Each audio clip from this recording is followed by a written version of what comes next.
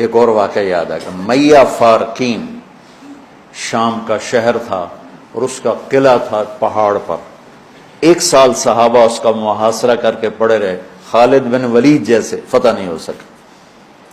تو خالد بن ولید رضی اللہ تعالیٰ نے اعلان فرمایا کہ سارا لشکر روزے رکھو کہ اللہ اس کو ہمیں فتح کروا دے. پہلے دن روزہ رکھا گیا. خالد بن ولید افطاری کے لیے خیمے میں آئے تو افطاری کوئی نہیں تھی، تو ان کو خیال آیا غلام میرا بیمار ہوگا، انہوں نے پانی پی کے روزہ افطار کر لیا. اگلے دن پھر ان کو خیال آیا، اگلے دن آئے تو پھر افطاری کوئی نہیں، پھر ان کو خیال آیا کہ غلام بیمار ہوگا، پانی پی کے افطاری کر لیا. تیسرے دن پھر افطاری کوئی نہیں تو اس کو بلا لیا، کہا بھائی خیریت ہے، آپ بیمار ہیں؟ کہا جی نہیں. کہا میری افطاری نہیں ملتی مجھے. کہا جی میں تو روز رکھتا ہوں. کدھر؟ کہا جی خیمے میں. کہاں چلی جاتی؟ کہا جی مجھے کیا خبر، میں تو رکھ کے چلا جاتا ہوں. کہا اچھا آج پہرا دیں گے.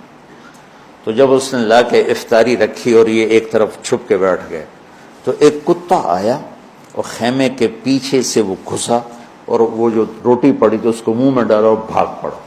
خالد بن ولید فرمانے لگے یہ کچھ اس کے پیچھے راز ہے. انہوں نے کتے کے پیچھے دوڑ لگا دی اور کتا آگے آگے، خالد بن ولید پیچھے پیچھے.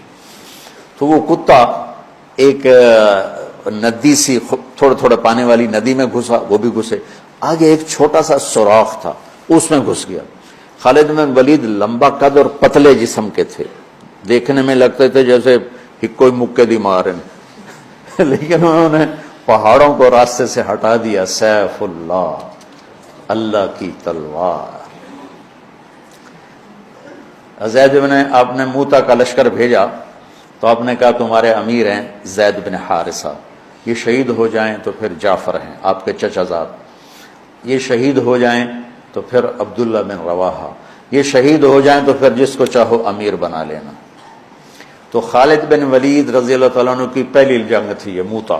اسلام لائے اور یہ جنگ پیش آ گئی، صلح حدیبیہ کے بعد کی بات ہے. تو یہ موتا اردن میں ہے، میں وہاں 2 دفعہ گیا ہوں.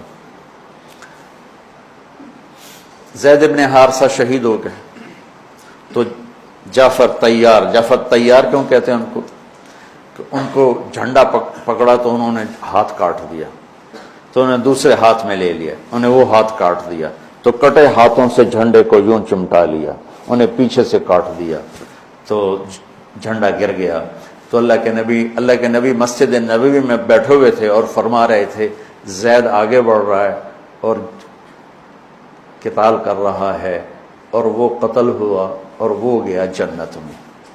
پھر آپ نے فرمایا اب جھنڈا جعفر نے اٹھایا ہے اور وہ آگے بڑھا ہے، اس کے دونوں ہاتھ کٹے اور وہ گرا اور وہ گیا جنت میں.